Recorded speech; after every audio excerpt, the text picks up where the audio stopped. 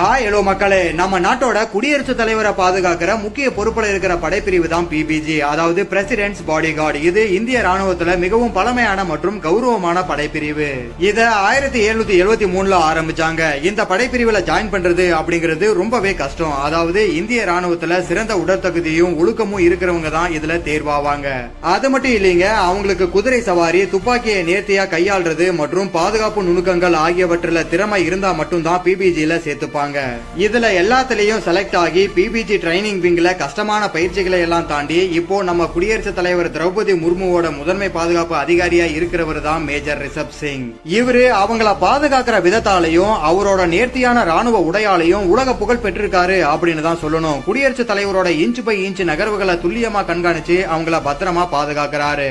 இது அவரோட வேலையாவே இருந்தாலும் அவ்வளவு அர்ப்பணிப்போட தன்னோட அம்மா மாதிரி குடியரசுத் தலைவரை பாதுகாக்கிற அவரோட அன்புக்கு ஒரு லைக்க போட்டுருங்க.